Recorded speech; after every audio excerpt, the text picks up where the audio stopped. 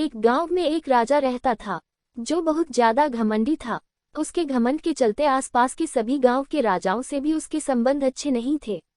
उसके घमंड की वजह से सारे गांव के लोग उसकी बुराई करते रहते थे। एक बार की बात है, उस गांव से गुरु नानक देव जी गुजर रहे थे। उन्होंने भी राजा के बारे में सुना और राजा को सबक सिखाने की बात सोची। नानक जी तेजी से राजमहल में बिना प्रहरियों से पूछे सीधे अंदर चले गए। राजा ने देखा तो वो गुस्से से भर गया। राजा बोला, ये तो उद्दंडता है नानक जी, आप बिना किसी की आज्ञा के कैसे अंदर आ गए।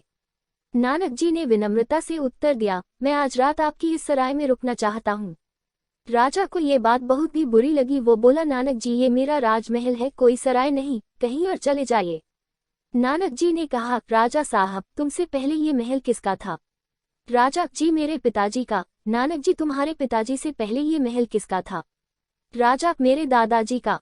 नानक जी ने मुस्कुरा कर कहा, हे राजा जी, जिस तरह अक्सर लोग सराय में कुछ देर रहने के लिए आते हैं वैसे ही ये तुम्हारा ये जो राजमहल भी है, जो कुछ समय पहले तुम्हारे दादाजी का था, फिर कुछ समय के लिए तुम्हारे पिताजी का था, अब कुछ समय के लिए तुम्हारा है, कल किसी और का हो जाएगा। ये राजमहल जिस पर तुम्हें इतना घमंड हो रहा है, ये एक सराय ही है जहाँ एक व्यक्ति कुछ समय के लिए आता है और फिर चला ही जाता है। नानक जी की इन बातों से राजा इतना प्रभावित हुआ कि सारा राजपाट और मान सम्मान छोड़कर नानक जी के चरणों में गिर गया और नानक जी से क्षमा मांगी और फिर उसने कभी घमंड न करने की शपथ ली।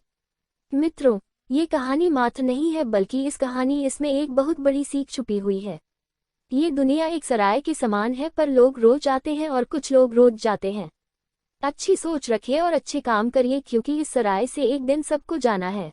संगत जी, इसी के साथ हम आपसे इजाजत लेते हैं। आगे मिलेंगे एक नई साखी के साथ। अगर आपको ये साखी अच्छी लगी हो तो इसे संगत के साथ शेयर जरूर कीजिए, ताकि यह संदेश गुरु के हर प्रेमी सत्संगी के पास पहुंच सके। और अगर आप साखियां, सत्संग और धार्मिक से जुड़ी बातें सुनना पसंद करते हैं तो आप चैनल को सब्सक्राइब कर लीजिए और बेल आइकॉन को ऑन कर लीजिए, ताकि हर नई साखी की नोटिफिकेशन आप तक पहुंच सके।